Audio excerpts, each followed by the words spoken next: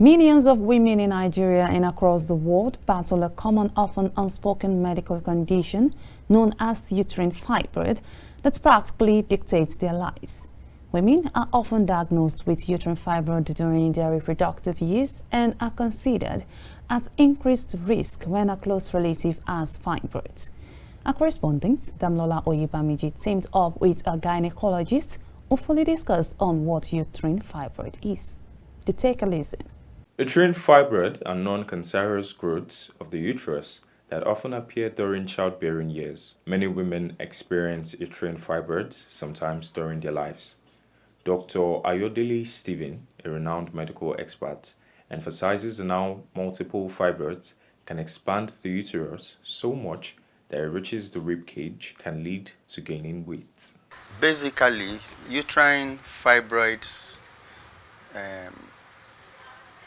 are what we call benign growths within and around the smooth muscle cells of the uterus, which is what the layman will call the womb. So the other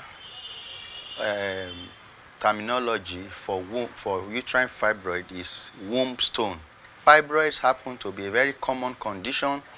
By the time you have 100 women come to you, even without any complaints at all, by the time they are 30 years and above and they've not had a single child, more than 80% of them would have had some level of uterine fibroids.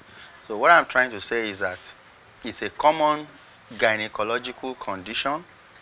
It affects only women because it is expected that it's only women that will have womb. Now, the other thing that has been found out is that the blacks are more likely to have fibroids.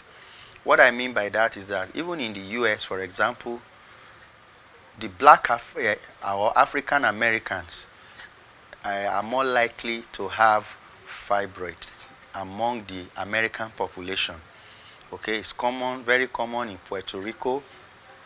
It's very common in African countries, irrespective of the region. It is also found to be commoner in women who has a family history of fibroid. That is, if the mother has fibroid, then the daughters are more than 50% likely to also have fibroids in their own lifetime. He noted that usually women who have fibroids don't experience any symptoms, and those that do, symptoms can be influenced by location, size, and number of fibroids. Although doctors don't particularly know the cause of uterine fibroid, but research points to factors such as genetic changes, hormones, and other growth factors.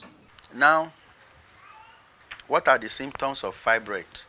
The commonest symptom, if I may say, is actually that they don't have any symptoms.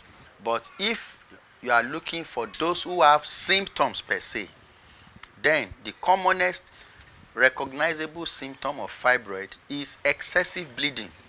When a woman wants to menstruate, most women will menstruate for 2 to 7 days.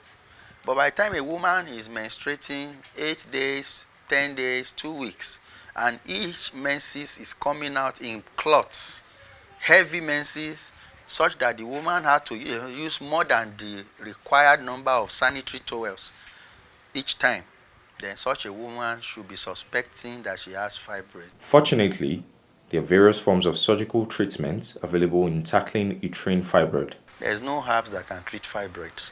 Anybody taking herbs for fibroid is only trying to eat good food or try to poison herself. It's one of those two options. My advice to the ladies is, while you are trying to pursue your career, get married and have your children.